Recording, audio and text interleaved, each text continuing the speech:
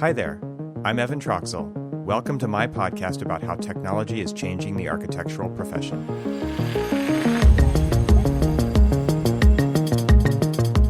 Welcome to the podcast. My name is Evan Troxel, and on this episode of the podcast, I am joined by special guest Anthony Hauck of Hypar, and he joins me to talk about making the mark you want to make in your career, pursuing something that feels ultimately more valuable, shared goals and value propositions in AEC, and so much more. Before we jump into that, let's connect the dots of Anthony's trajectory. Back in the latter 90s and early aughts, he was once the IT director and principal at Einkorn Jaffe Precot Architecture and Engineering, where he led the transition from AutoCAD to Revit, which was but a little tiny baby app at the time. After working in the profession proper, Anthony spent over a decade at Autodesk, where he was the director of product strategy and led product R&D for the AEC Generative Design Group, where he was on the team that originated Project Fractal, which was a cloud computational optioneering extension for Autodesk Dynamo, among other high-profile projects. After Autodesk, Anthony founded Black Arts Consulting, which was focused on the application of advanced computational technologies for generative design in architecture, engineering, and construction practice. And that brings us to his current role, where Anthony is serving as the Chief Operating Officer at Hypar, where their goal is to improve the built environment through better tools for architectural design, engineering, construction, and facility operations. And I am a huge fan of what Anthony and team are doing over there. So obviously he seems to be pretty good at reading the crystal ball because he's made some really great bets in the last 25 years. And as always, that is easier looking backwards than forwards. So without further ado, I bring you my conversation with Anthony Hauck.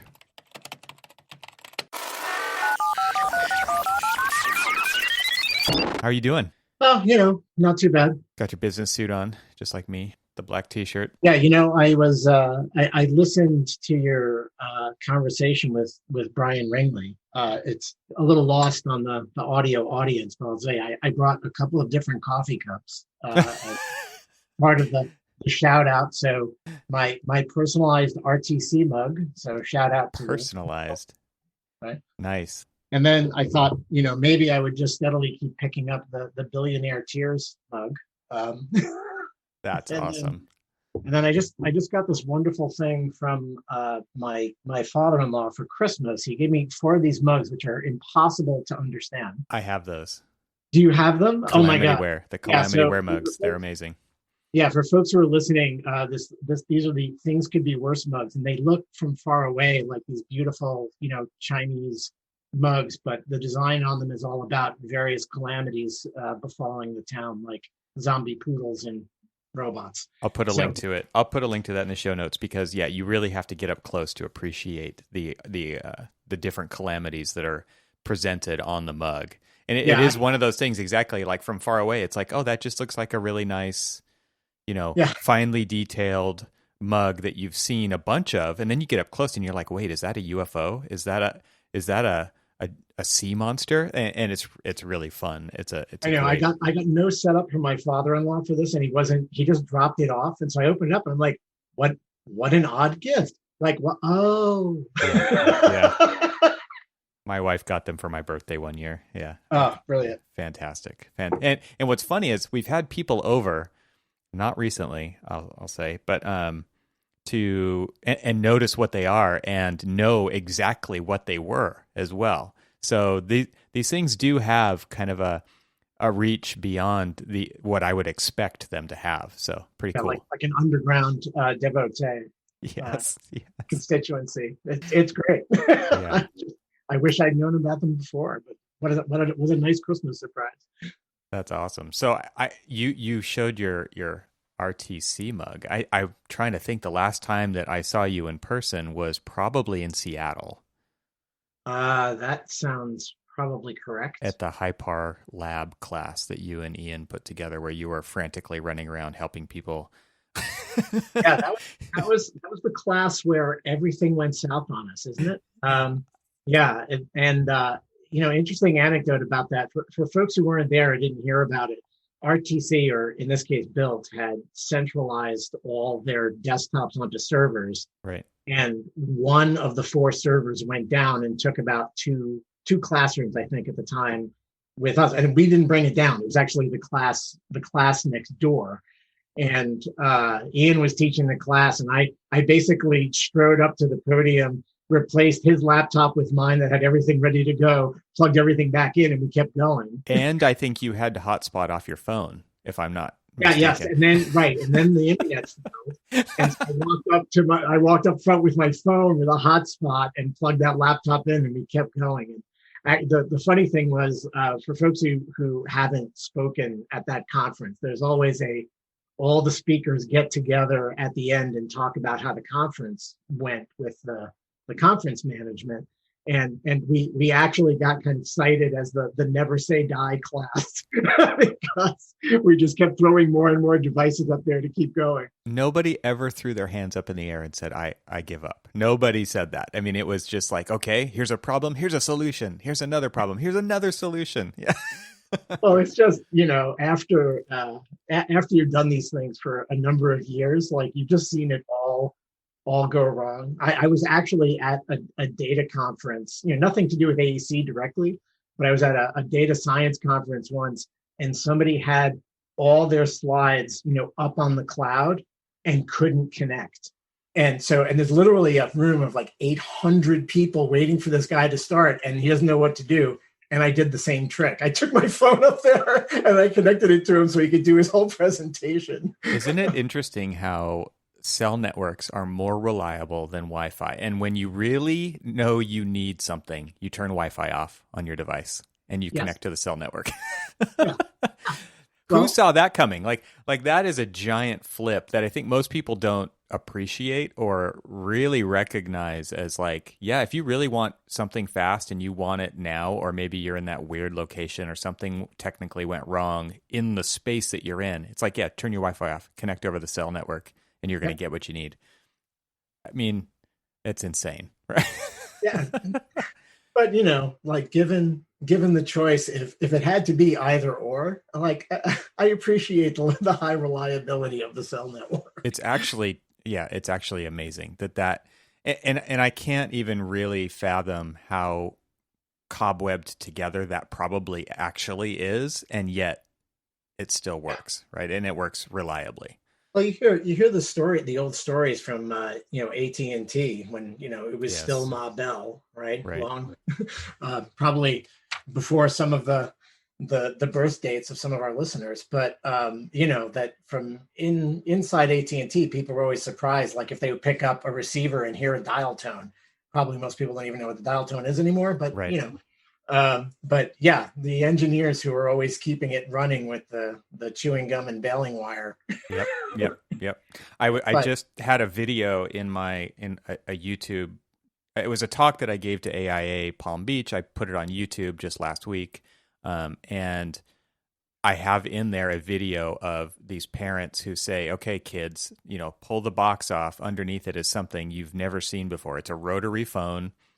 And it's like, you have 4 minutes to dial this phone number. And they had it written on a legal pad, and he just throws it down. And they're like, that's it?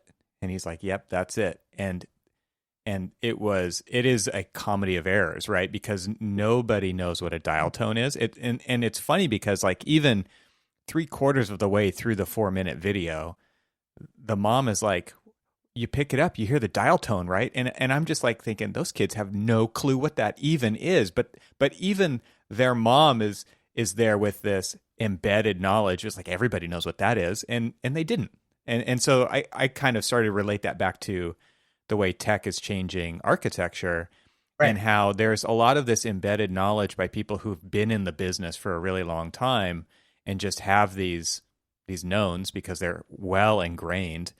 And yet, I mean, especially now where people are all working in isolation, there's so much information not being passed around or just being, I just expect that you know this stuff. I expect you learned it. I expect you picked it up at some point.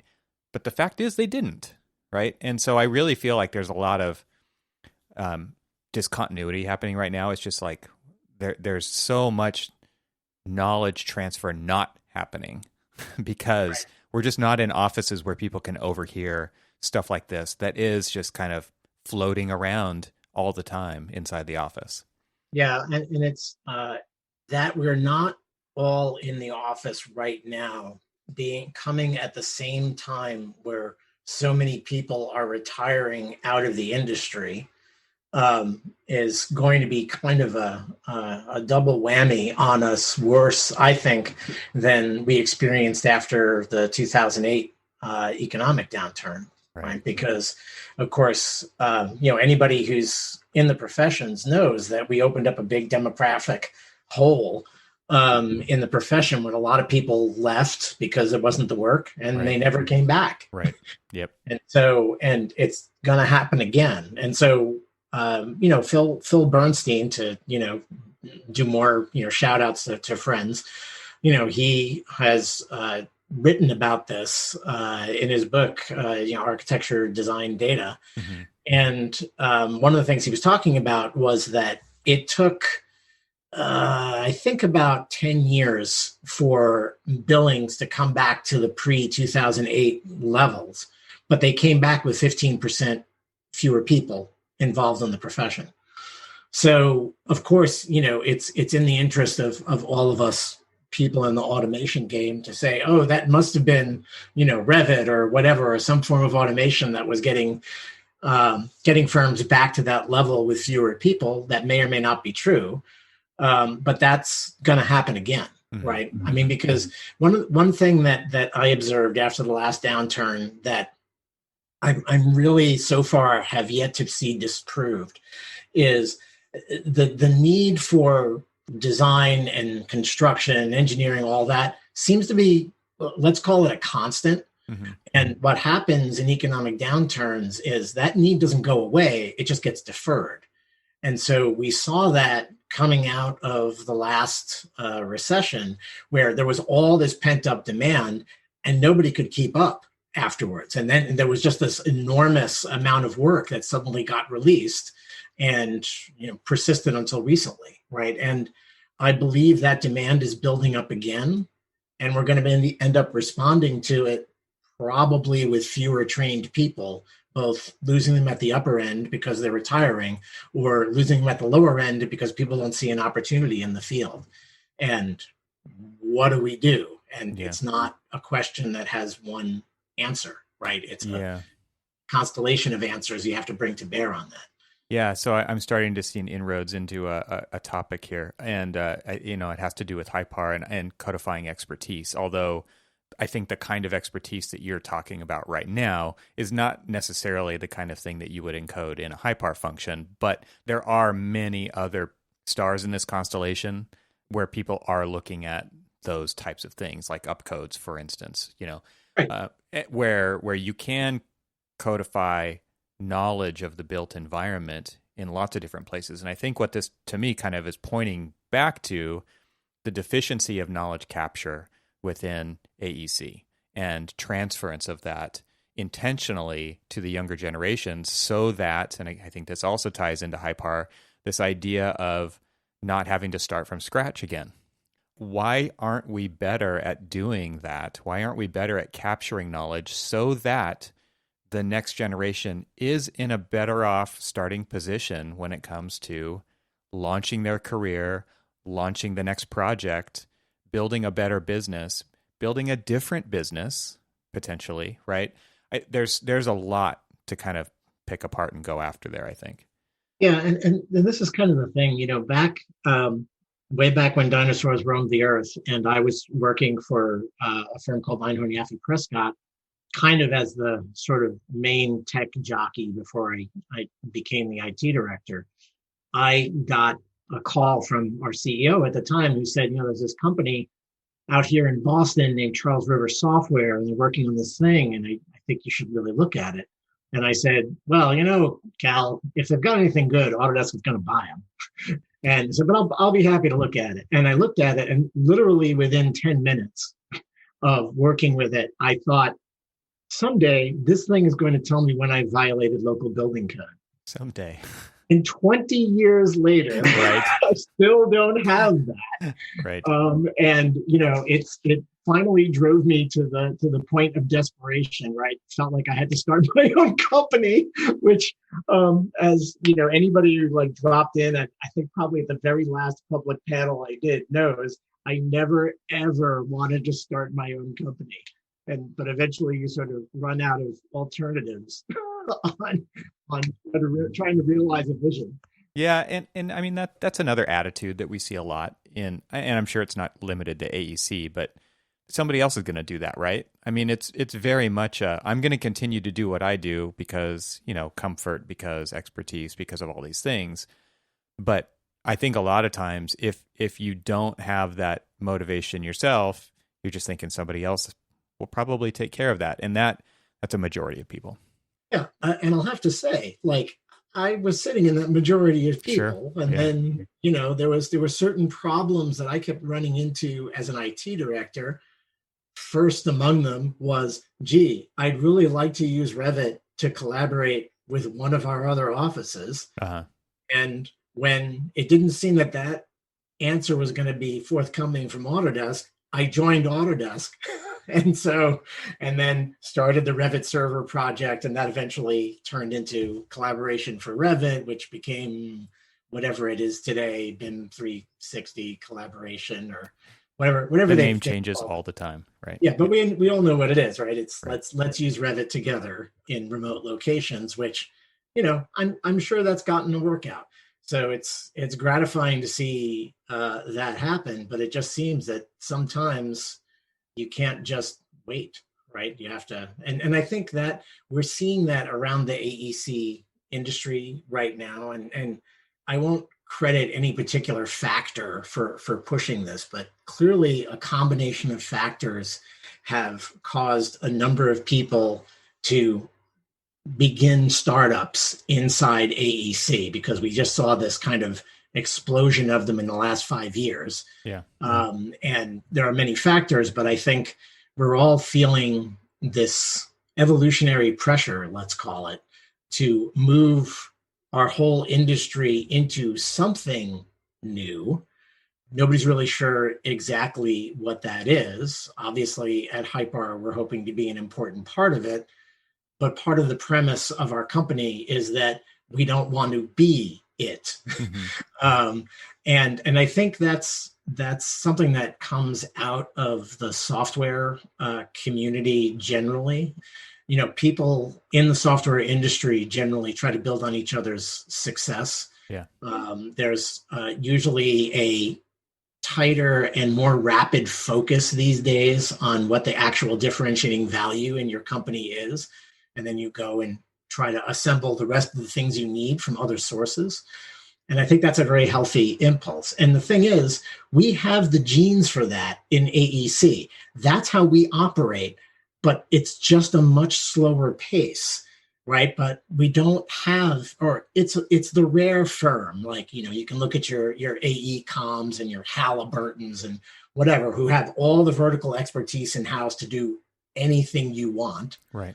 But for the most part, we're still assembling these ad hoc joint ventures or even just contractual relationships to deliver what is specialized expertise in combination. Right. And so, one of the things that Ian Keogh, my partner, and I talked about is, can we replicate that way of delivering value currently in the industry, where the lingua franca is everybody sends around files or drawings, for some way that allows people to share automated expertise in a way that protects their IP, but also lets them collaborate in the same way they do on projects today. Yeah. So something you said earlier was what I would love to go back to before we kind of get it. I would love to talk to you about kind of the short-term evolution of Hypar and what we've seen happen in the last couple of years. But going back to what you said earlier about deciding to go off and do this yourself, I mean, yeah. I feel like a lot of people are just waiting for permission, and probably seeing other companies do it at least somewhat successfully gives them enough permission to justify themselves going off and doing this. But I think ultimately it comes down to choosing yourself to actually go off and do that and not waiting any longer for permission. What was that process like for you? Did it really take kind of seeing another talent that you could pair with, or maybe that's multiple people to pair with, to really feel like you had enough to do something? Or was it something that you were prepared to do by yourself no matter what? And if other people were along for the ride, cool. Yeah, actually, it was kind of the latter. I've had a certain vision of what the intersection of computation and AEC could look like for some time, and I'll say, it didn't have the same shape years agone, but it just seemed that, as I kind of alluded to very early, I was thinking about, shouldn't this thing essentially, if it can corner me a wall, why can't it tell me about building code or solar analysis or all these other things, right? Mm-hmm. Which are computationally accessible in theory. And so there was just a point where I realized that the kind of approach required to bring a solution like that to bear was not going to come from any single company, just because the problem is so big. And there are, once you start looking at it, so many of them, right? And so the only response you can have is like, you have to find some way to marshal the industry. Yeah. Right. And so you don't marshal the industry necessarily from inside a very large competing corporation with a funnel to try to bring people to commit wholly, right, to a product line. You have to accept the idea that there's the problem being so big, solutions are going to come from every direction. And the question is, as the question has been for literal decades in our industry, like, yes, those in practice know that these solutions come from every direction, and there are people just dedicated to trying to weave them all together.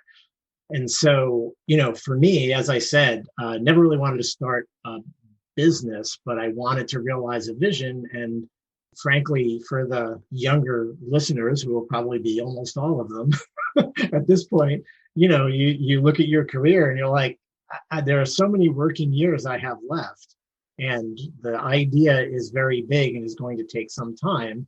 So it's either decide to hope that someone executes on this and help them where you can, or try to do it yourself. So, I went through at one point in my career, I was in kind of the tail end of construction, because I worked for a millwork company for about 3 years, actually during the earlier recession in the 90s. Mm-hmm. There wasn't much architecture work. And, when I hit my 30th birthday, as I usually do around a birthday, I take some time off and think about, where do I want to be? And I decided that, I really didn't want my epitaph to be, he drew 30,000 cabinets. And so, I literally came back from vacation and quit blindly, no job, because I just needed to, pursue something that felt more valuable to me. And I wouldn't say this transition was anywhere near as abrupt or dramatic, but those are the kind of personal choices you make around your career about, like, what kind of mark do you want to make? And, I just want to emphasize, as I often do when I say stuff like that, the world really needs people who do the right operational work every day and contribute to a larger cause. And I would not wish entrepreneurship on anyone, frankly. It's an interesting point. I was thinking, like, when you just said you quit blindly, like, not recommended, right?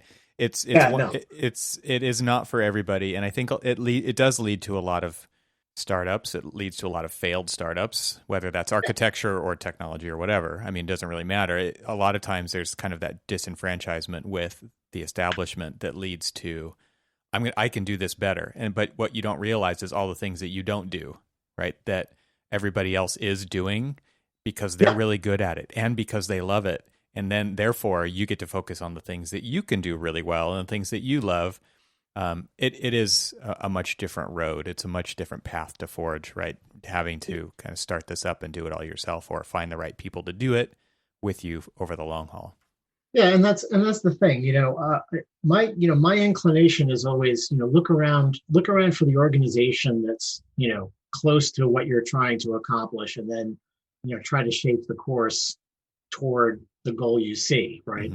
And finally, it just seemed it would be much faster with less distraction to first go out on my own, then end up starting to consult to Ian, who had alone started up Hypar. And then, eventually we decided to make honest people of each other and like go into partnership. But yeah, I think the way for me anyway, and actually the thing I would recommend to folks is, start from the place where you either want to be or where you want to take something and where you want to see things end up. And through that lens, try to figure out what are the steps to get there. And you will be wrong to begin with, but you will, in theory, correct course if you have this kind of constant idea of what you would like to see happen. Yeah.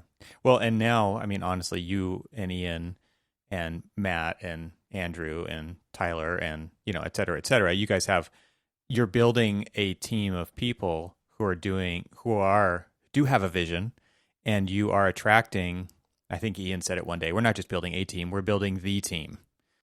And like, it's boasting, but it's honest boasting. Like, you guys have attracted top talent because of that vision and because of that focus. Like you said, like you've limited distraction by starting this thing. You may not ultimately know where you're going. Like, you're a piece of, you know that you're a puzzle piece. You're not the puzzle. And it seems to me like you guys have really inspired a group of people with the work that you're doing. And now you've created a potential avenue for others to join that charge and do it with you or do it adjacent to you, and work together to solving this much bigger problem that's out there. Yeah. And look, I think that's accurate. I wouldn't want anybody to interpret my reflexive modesty as not indicating that we have a great team. During our holiday party, like I really just end up thanking all of the folks who have joined our team, because they're making a bet with us, and they're all so talented and they could go so many places, but they believe in the vision and they want to see it happen. That said, they're not the only team, in AEC who have this vision and are doing great work. And part of what we're trying to do is to serve teams like us who have a vision and want to get it out there for people to use and would like to do it as fast as possible. So a lot of what we spend time on is trying to make sure that folks who have an idea don't have to learn all kinds of ancillary technologies and procedures and et cetera, just to get their idea out there. And I think beyond the folks, the professional software developers, or even the professional corporate software developers who just make internal tools for delivery, there's also this whole almost infinite backlog of fantastic work that's been done in academia. And, apologies to the folks in academia, but for the most part, academics not very good in taking something to market. We've seen like a lot of hopeful stuff. It's just a different skill set to commercialize a great idea. And so what we're trying to do is provide people with a means of rapidly commercializing a good idea. And rather than impress some poor intern somewhere on, please figure out AWS so we can have a cloud-based service. I mean, I'm not saying that anybody isn't smart enough to figure that out, because they absolutely are. But, we don't ask anybody to refine their own gasoline either anymore, right? We've got a division of labor thing going on. And I think that division of labor can be well applied to providing people a platform that lets them deliver expertise as software without them actually having to build an entire tech stack just to try something out. Yeah. It's interesting because you think about like visual effects houses where they have this insane level of custom software development happening in every single one of them that is completely proprietary and completely different than the one down the street in Hollywood or wherever they are, right? Probably in Canada, right? But they take that job very seriously. They use an off-the-shelf product as a framework or a platform, but then it probably, I'm guessing, when you open it up and you go to work there and you open it up on your computer, it looks nothing like that original piece of software for the most part. Architects tend to seem to want to stay with off-the-shelf software, and obviously there's lots of little customizations and there's little add-ins and there's all these things that kind of get stacked on top of it. But for the most part, you're still using that base application.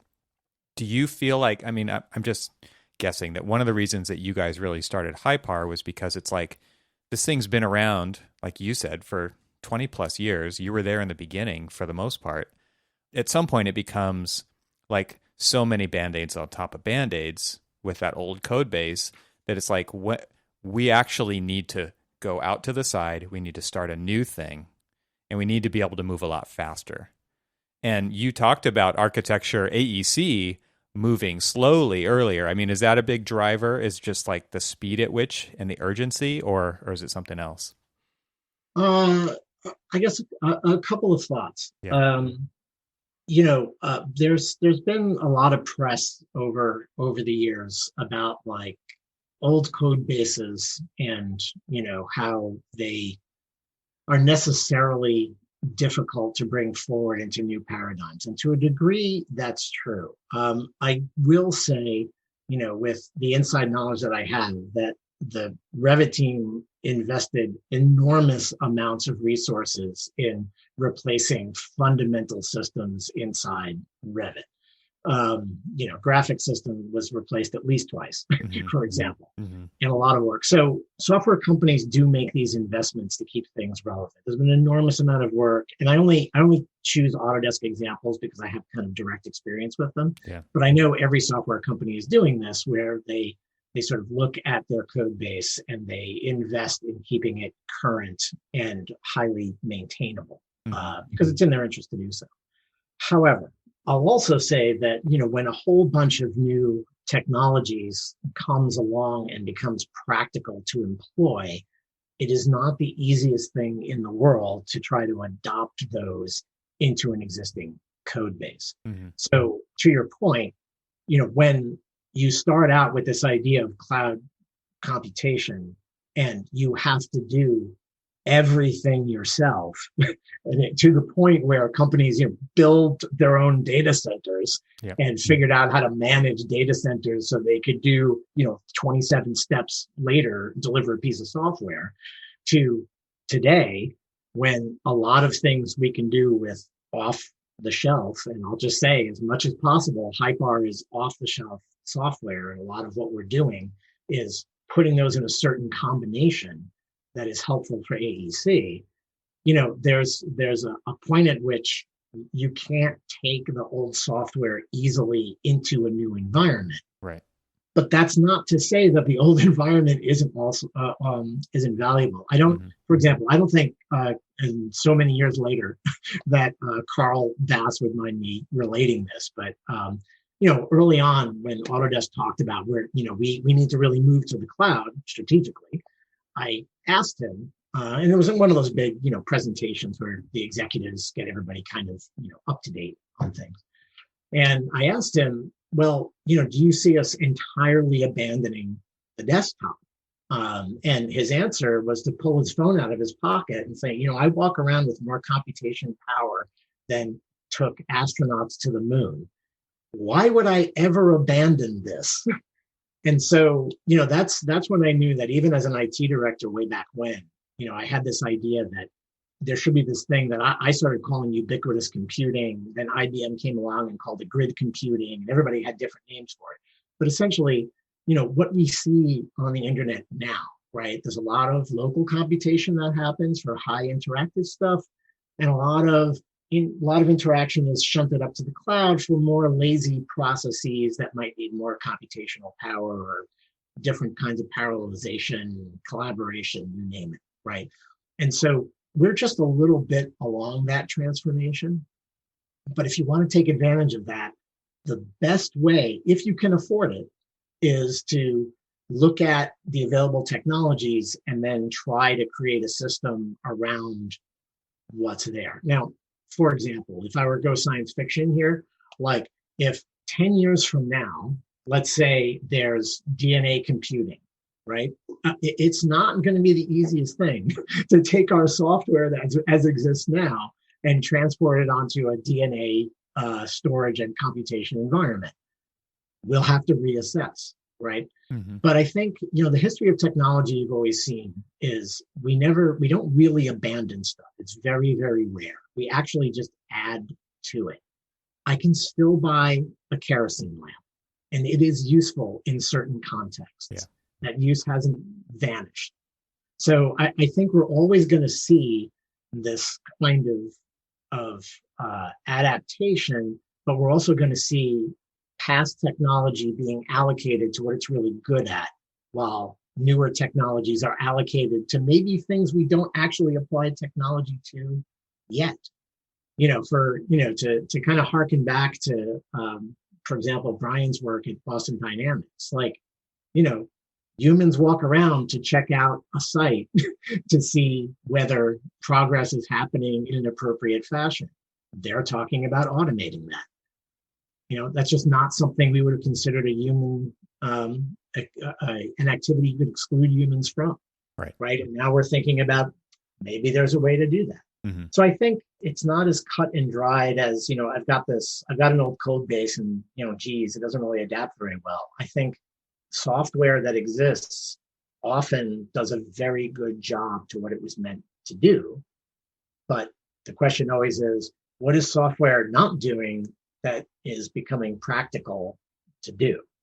And I think all your listeners could come up with 100 examples drawn out of, some of the machine learning advances we're seeing and other kinds of connected computing that are coming up with solutions.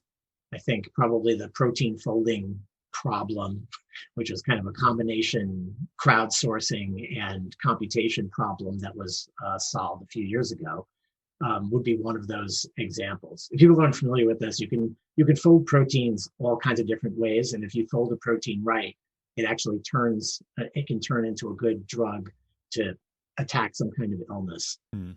And you can spend lots of computing hours trying to find the right folded protein, or you can have lots of people try to find the right fold. And a combination of that led to a solution on a particular project a few years ago. So, these are the kind of problems that people can think about in different ways because they have different types of resources. In this case, a combination of computation and collaboration.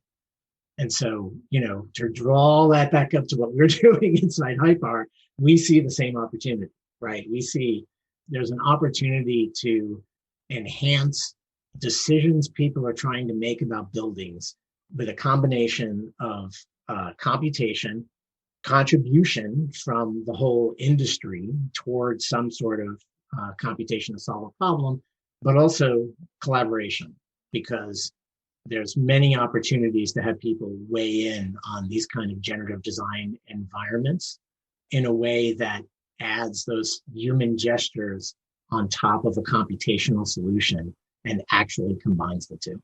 Which is kind of the magic of design, right? I mean, that's really what separates, I think, what we see ourselves as architects doing from the rest of the building industry. And it shouldn't just be a means to further efficiency and productivity, although those are great side effects and benefits, but that's not what makes the built environment special. And that's not what gives it the potential impact that it truly has upon people.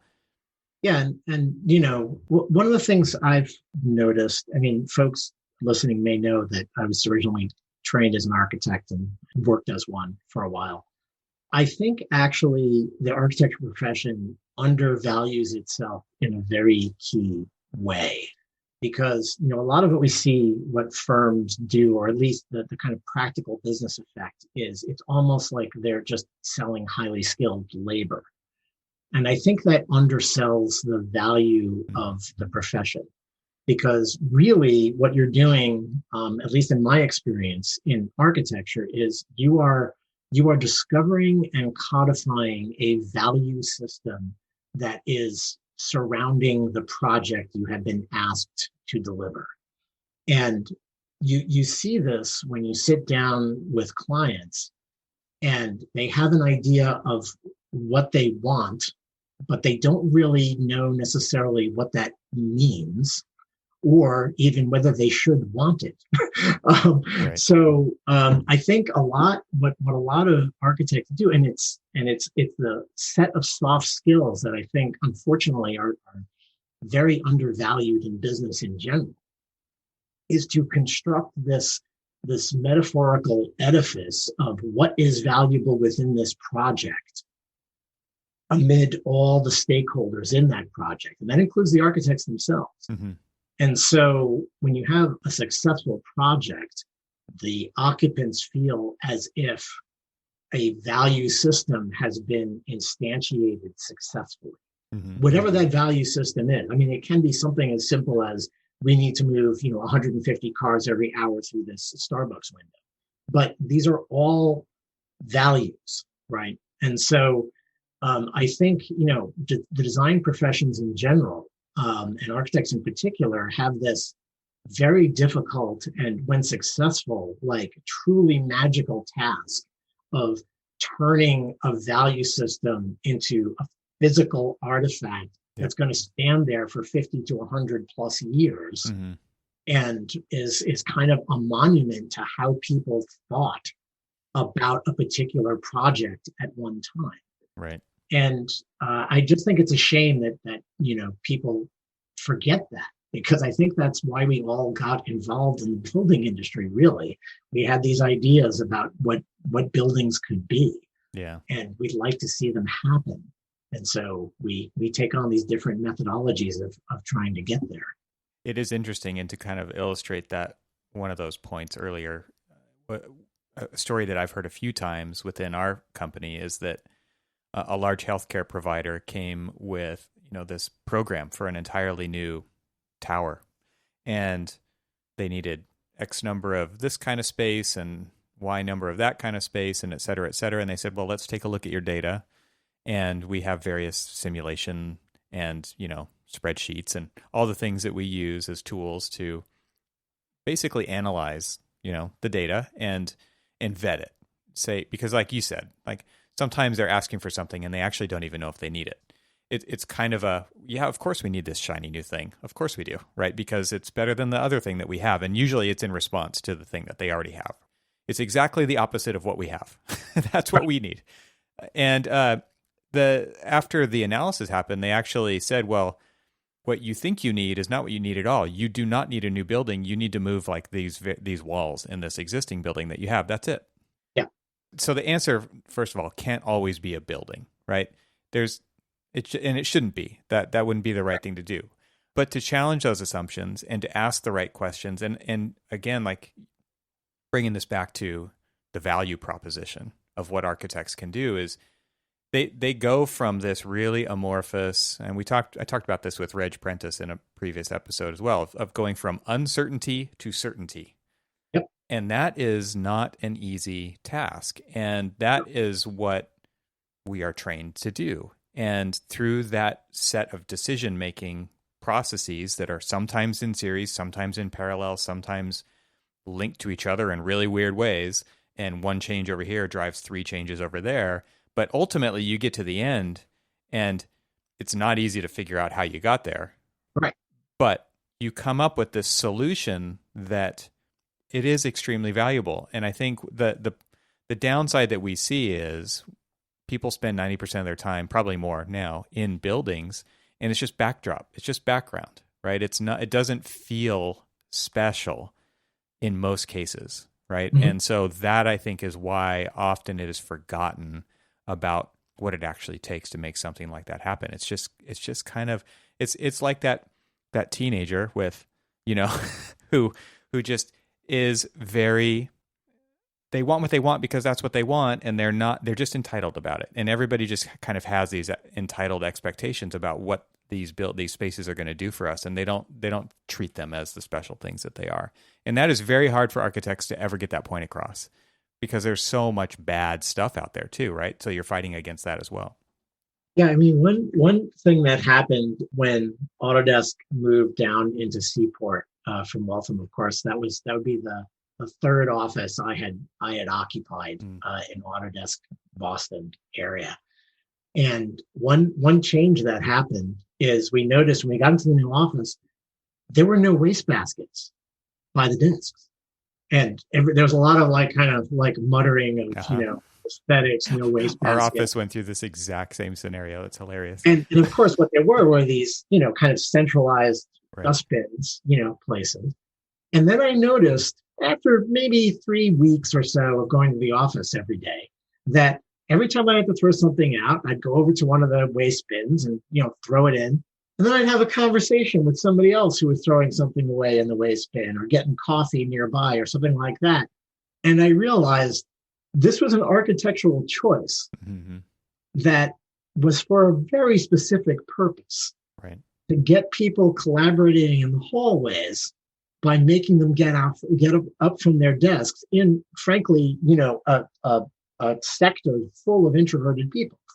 Right. And so I think these are the kind of subtle things that choices in architecture can influence around human behavior that very few people really actually consciously notice, but they make an enormous difference in people's daily life. Yeah, it's like putting a coffee bar on one floor instead of every floor, or putting the bathrooms on the other side of the building, like Pixar is known for. The example that you made me think of was the Salk Institute, and how the labs are open. Yeah. And the culture is by creating open labs, by not letting everybody have their own office and being able to lock their door and cover up their windows and putting a lot of glass partitions in and making it very transparent and observable by somebody walking down the hallway or whatever. They, through the architecture, helped create a culture. Architecture can't do it by itself, right? It can enable this kind of thing to happen, but it can't make it happen. But it enabled a culture of transparency and sharing to the point that people just leave their crap out so that other people can see it, because oftentimes you're going to have a good idea, but somebody else is going to come along and help make that a great idea.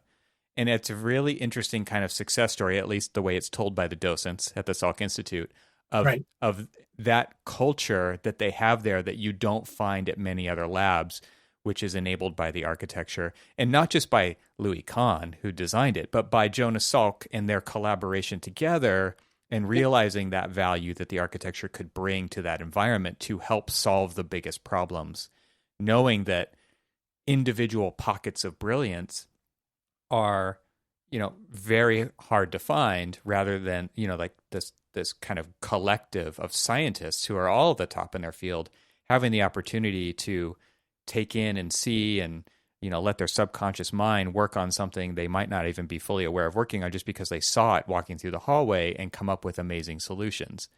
That's the kind of thing that we're talking about here, where it's environmental and not necessarily like right in your face. No one's telling you this story as you're the one working there, but it is happening in the background, and it is kind of driving certain types of behaviors to raise the abilities of that entity.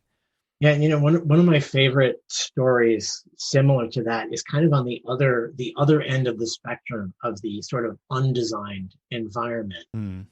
So during World War II, and if I have the building number right, Building 20 at MIT was this overflow space, a temporary housing for all the departments of the scientists that they couldn't fit in the other existing buildings, right? Because, during World War II, all this technological expertise was gathered in certain places around the country to help the war effort. And so they had this overflow space, and it was full of chemists and biologists and technologists and early computer scientists and all these people who were from all these different sectors, and they were in this one building. And the building itself, since it was temporary, it lasted for decades. Yeah. But since it was temporary at the time, no one cared what anybody did to it. So if they needed to like start running cable to do an experiment or something, somebody would grab a screwdriver, punch a hole in the wall, and just run the cable, and no one cared. And you can trace 100 inventions back to that group. Wow. And these were just people who would like sit down at the cafeteria and they'd all eat at the same time, because that's kind of what we all did in the 40s, right? And then, they're eating and they would say, I'm working on this problem. And someone said, from a completely different sector would say, oh, I've got a problem like that, in chemistry. And then all of a sudden you'd have this like biologist, chemist, and, some statistician working on something together because they saw a congruence in their work. And so, these are the kind of things that buildings influence. I personally believe that these are also the kind of things that can actually get codified into software, both from an analytical standpoint, but also from a proposal standpoint. The thing you can't codify into software is the complete project value system. And that's the very critical contribution that all the humans are making. Like, the machine is giving you this thing, and someone has to decide whether it is good, right, for local definitions of good, right? And that's the sort of, when we in Hypar, when we talk about this stuff, some of the things that we talk about, down the road is the kind of codified expertise that we're trying to make easy for folks to deliver. Like, that should be kind of like a team member for you. Much as, you mentioned, like, you put things through Excel spreadsheets and this, 40 years ago, that was a person. Yes. Right? Like, that person, like, you'd say, like, we've got all this information. Can you tell us, like, what we should do? And someone would sit there and work it out on a piece of paper and tell you what you should do. Hopefully we can start moving people toward even tougher and higher order problems. Right. Because God knows we've got a lot of them. I mean, if we didn't have this pandemic and its aftermath, we hope, coming, and all the design considerations that's going to, trot into everybody's design sensibility, we've still got this climate that's on its way to being something different. Right. And, you think about places near where I live in Boston, like Seaport's going to be underwater at some point. And, we're going to have some mitigation for that, or we're going to do something completely different and not be there. And that's true of all kinds of places in the United States and around the world. We've got so much, I forget the exact percentage, but such a large population in the world is living proximate to rising seas. Now what? Yeah. These are design problems. Yeah, and by you guys creating a platform that could potentially house that expertise so that lots of people could use it, I think it does really start to speak to the idea of being able to worry about or work on higher level problems, because you're not recreating all that stuff to just take care of that low level subsystem stuff. I mean, just to throw out a silly kind of example. Does anybody really need to design a corner strip mall in America anymore? Right. I mean, really? I mean, it's an equation, right? There's a certain ROI. There's a certain amount of square footage you need to make that ROI. We did the parking lot function for that. Right, and that implicates the parking and all this, right? And these are all like, this is a formula, right? And a lot of developers treat it like a formula successfully. Do we really need people like really scratching their heads over this, or can we just accept that like not everything is a unique design opportunity? It's an instrument that we have to deliver, and deliver the instruments in an automated way so the humans can focus on the things that really matter. Right. The experiences. Well, I mean, it's interesting that you say the Salk Institute. It's one of my favorite projects ever.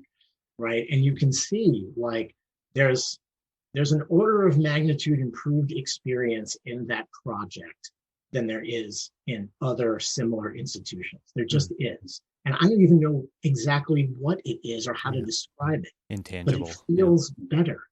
Yeah.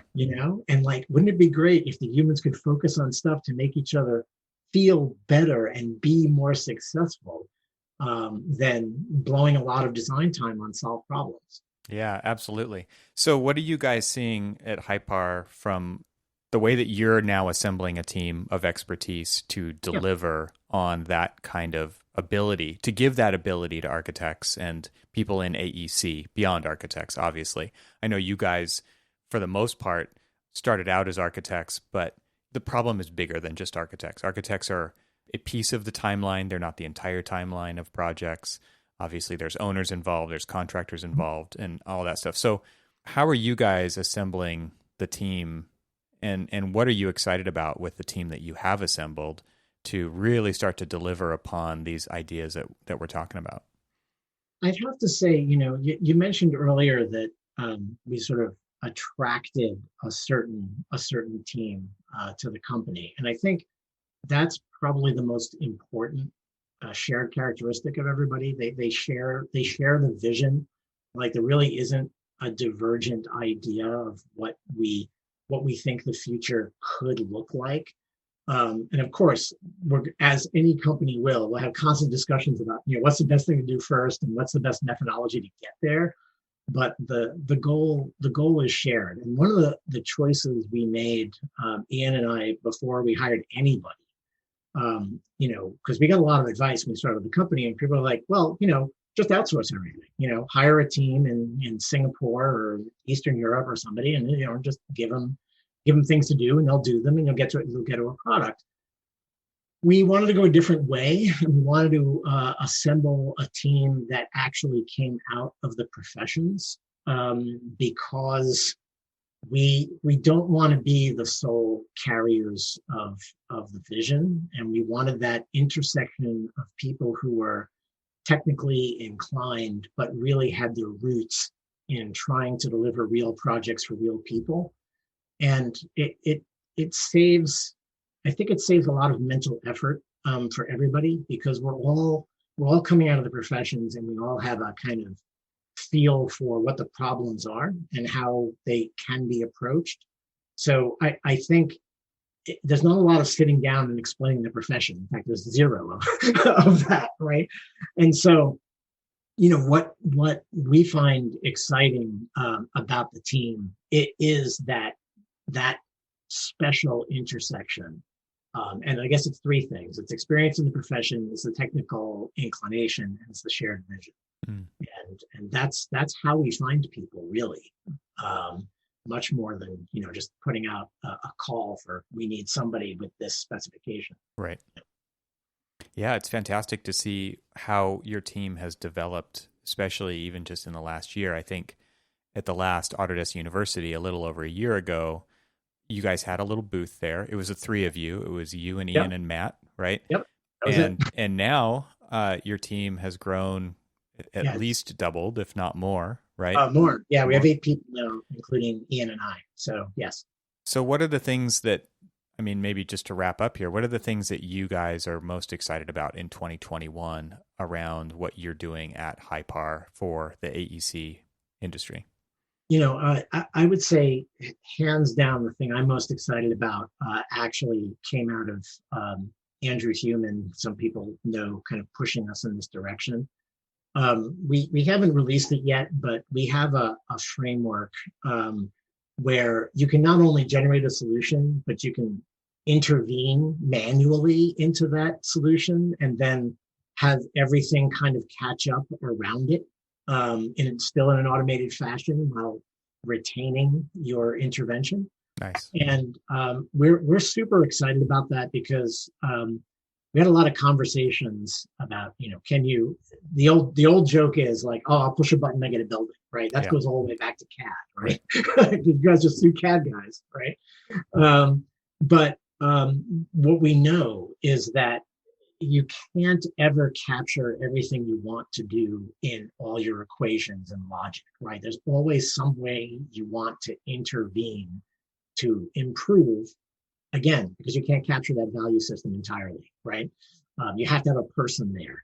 And so I think what we're most excited about is to actually provide that environment where people can get like all this help from automated routines, but they also get to correct it and start to have that sort of augmented design capability and delivery capability where the machine is always helping you, but you're still in command. That's amazing. And because I think, coming from design myself, that's the point at which you must break the algorithm traditionally. And Exactly. that, if you can avoid that, is an amazing feat. Because yeah, if you want to intervene in this piece of a facade or whatever that thing is that you want to put that intervention in and have it be different from the rest of everything that's going on and have it respond to that, that's a big deal, because you don't have to, quote unquote, bake it at that point, which then loses all the smarts to some level. That's a really big deal. So that is truly exciting. Yeah, there's all kinds of little things we're constantly doing, but I think that paradigm of the coupled up automated expertise with human expertise that we'd like to see happen, setting aside like all the stuff we're doing to try to draw that expertise from the entire industry at once. But I think that capability we think has the most potential to actually help move the industry forward as it relegates the routine to computation and focuses on the unique as the human contribution. And it seems like the unique could be another set of computation, right? Potentially. So if you like what's really interesting to me about this, just thinking about it on the fly here, is that, traditional, even if you do work on a project that will potentially be repeated in the future, you still need the ability to learn from the process and not start from zero again. Yes. Or let's not call it zero, but let's say, you don't want to have to go all the way back to the beginning because of these things you learned along the way. So it seems to me with, maybe this is the beginning of actually being able to not have to go all the way back to put that new learned data back into the beginning so that everything then ripples from there. But you can go back a shorter amount of time and have those decisions update to give you that new output faster. Because, that's the beauty of stuff like this, right? We hope is that you learn along the way so that the next time you do it, it's better, it's faster, and it has better outcomes. And it seems like you have to have a way where you don't always go back to the begging to achieve that. And this is the promise of a couple of things. Like 25 years ago, this was a concept that was impossible to describe outside the scenario of a human learning something and getting better at it. And that's one of the reasons we have an apprenticeship system in the profession. But now with the example that Google started back when, and we know, the research results we get are quote unquote better as we do more of them, we understand that systems can evolve to present to us better solutions. Now, I think, to make that more than an exercise in taste, the advantage we have is we can also start plugging in analyses that like actually give us a mathematical basis to assert something is better. And so that starts taking some of those drawbacks out of the equation where it's only pure human judgment. It's actually conveyable human judgment in the form of analysis. The danger I see in this kind of progression, though, and it's sort of classic futurist stuff to like tell people what the dangers are of things that don't exist yet. But the like a Google search, which shows you what you like because you like what you see. Right. There's this possibility of epistemic closure around design. Now, you could say that that's a problem, or you could say that that's a style. So, Stanislav Shalhoub, who was part of SpaceMaker and now is part of Autodesk through that acquisition, like we contacted him because he lives in Boston, and we talked about this because he does a lot of machine learning work. And, the thing that he's put out in a paper is that we should not be afraid that the machines might have a style. What they should have a style. They should be making choices according to some set of sensibilities that the algorithm is trying to realize. The thing for us as humans is we don't have to choose that algorithm. We can choose any of them. Right. We can choose them in combination. And that's, again, where our human judgment comes back in. And even if our algorithms have a style, we can choose among those styles and influence those styles by direct intervention. Yeah, we should be actively designing that, right? Because it seems to me if you're going to be having a series of functions that are reusable by anybody, Yeah. you need a way to potentially differentiate yourself this way. And that you do want to be in control of, right? Yep. Absolutely. It's kind of like Facebook, or it's kind of like Twitter. They're both similar in this way, in that everybody gets a different view of it. Everybody Yep. has their view of it. And that's because of the things it knows about you. And it's not that I'm not trying to be creepy about it. I'm not trying to say people know that stuff about you. They don't.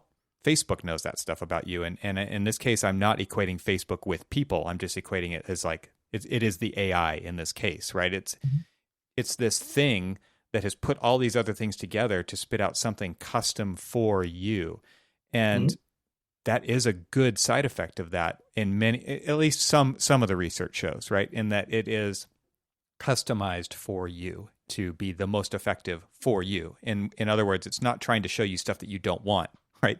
It's not trying to show you stuff that you don't like because it knows what you like you said earlier. You like what you like because you know what you like, right? It's that kind of a thing. So it seems to me like the algorithms and the processes that you're talking about, firms do have the capability to have control over that in a way that, I mean, it can learn through the process to create the firm's way of doing that thing, even though the underlying frameworks can be shared with other people. Yeah, and of course, I think everybody understands as they watch the operation of all these different services that you name, that it is possible to, through a series of recorded decisions, to start predicting the decisions that someone will make. Right. And that someone, as you say, could collectively be a firm's culture. Right. And be that. And the trick will be of, as you say, when you talk about breaking the algorithm, that's an algorithm too. Yeah. And so, that's when you bring in new talent to break that algorithm if your buildings are starting to turn into routines. Yeah. If it doesn't fit the solution that you need it to fit, right? You got to modify it. Basically what you're saying, right? You're forking it into a new algorithm. You're not really breaking it potentially. Yeah. And it's kind of the difference between combining stuff and creating stuff. And there's not a clear line between those things. I give you Andy Warhol, but I think to break a system, you need a human. And it's because all systems are limited. That's what we have to bring to the conversation. We have to bring that ability to break the system to find the right solution and not serve the process, right? Yeah. The process is always there to serve us and the betterment of our lives, right? And and the betterment of our communities, right? And so, any process that stands in the way of that, that's a process that's in need of modification or breakage, so that we have a better order comes out of that.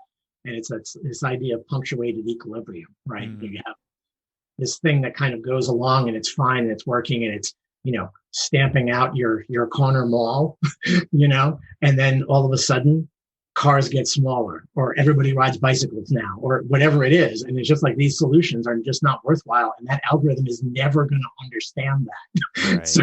So now you need a human to come in and start generating the new thing that will take over from when we all drove cars up to the Starbucks window. Well, this has been a long wrap up since I mentioned it earlier, but I do have one more question for you. Yeah. I know I can tell just from the stuff that you're posting, you're a voracious reader, and I haven't been asking my guests this very much lately, but do you have any recommendations for things that you're reading now that you find valuable to your own edification and growth? I usually have a few books going. I'm gonna look over my shoulder here to see what's in my pile. I just started actually the Warmth of Other Suns, which is about the migration north of a lot of the Black folks mid 20th century into the areas like Chicago and Detroit and all that. That's pretty interesting. I've got queued up The Power Broker, which is about Robert Moses in New York, which is this gigantic tome. I haven't really taken on anything like that since I read The Prize a number of years ago. If anybody hasn't seen that book, that's all about oil production and the oil market. So those are kind of the I guess fact-based stuff. And I'm ashamed to say, and my wife is appalled, that I finally read my first Steinbeck novel, which is his last book, which is The Winter of Our Discontent. And he won the Nobel Prize for Literature for that one. And I would highly recommend that if you want an idea about a certain sensibility in America. Fantastic. I'll leave it at that. But right. So a couple of fact books and a novel. Fantastic recommendations. I really appreciate it. And thank you so much for being generous with your time today. I feel like this was a fun conversation to have, and we covered a lot of ground. So thanks, Anthony. I really appreciate it. Thank you.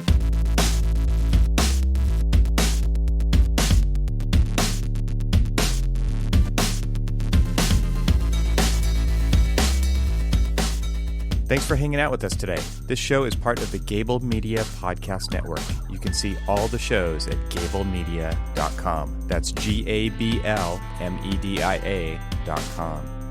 You can help support what I'm doing here by leaving a 5-star review on Apple Podcasts to help get the word out, and of course, share it with your friends. I'd love to hear from you, so leave a comment on the website at trxl.co/podcast, where you can find every episode. You can also follow me on Twitter and Instagram and YouTube.